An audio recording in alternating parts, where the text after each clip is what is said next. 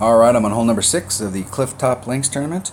I'm in Monday's qualifying round, and I'm trying to qualify this account. It's got lower level clubs, and I just demo this so I can put some stuff out there for people that have lower level clubs.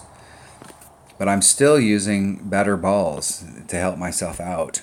So it always cracks me up when you watch people demo these shots for rookies and they're using low level balls.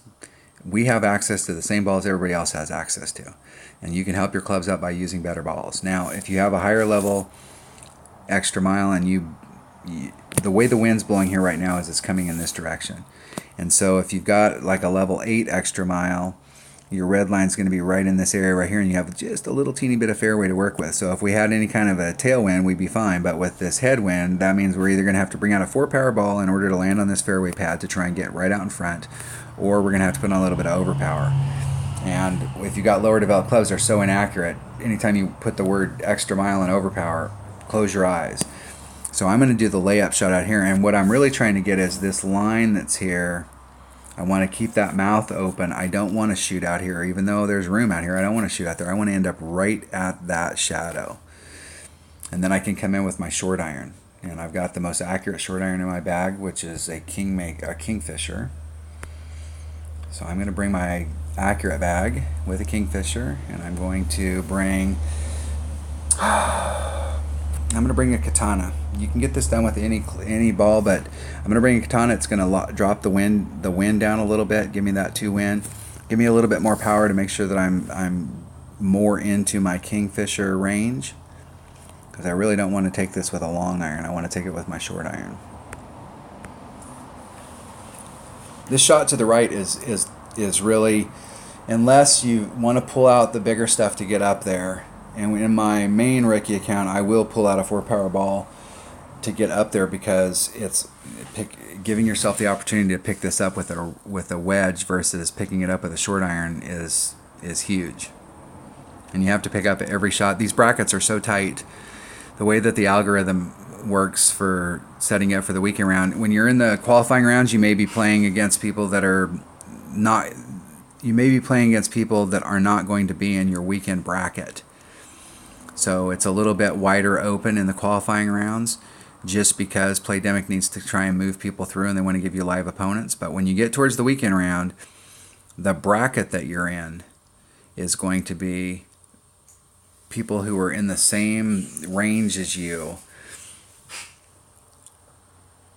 And so every shot that you can pick up is going to be important, especially if you've got higher developed clubs and you're playing there. You're going to be playing against other people with higher developed clubs. Our opponent's in the rough there, and what's funny is that you do not need to go that far. You just need to be right there in that shadow.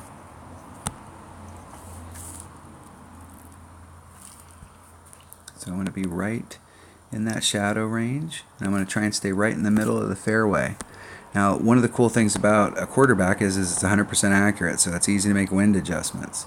It's 4.5 rings, so we're about a ring into power. So I'm going to rub up against the nubs. That's 1 ring of power. Hitting it great to the right, or excuse me, great to the left.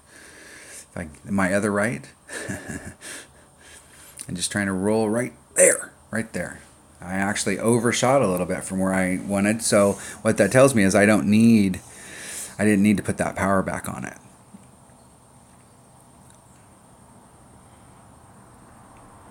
See how our opponent does. They're in the rough here with the razor, and the razor is going to be pretty accurate right here.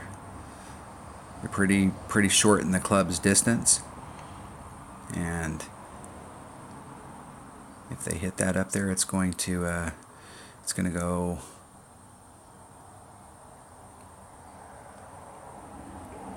That was a 1 ring great. They were that far off. Let's see what club we're in. Alright, I'm in my Kingfisher. Where's my max club? There's max club. And way back here's minimum, so we're at max club. So that's 1.3 per ring.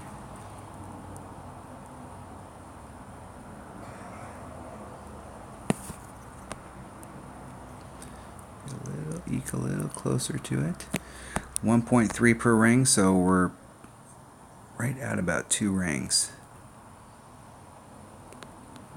That all boils down to perfect. If I hit it perfect, I got a shot. If I don't hit it perfect, I don't.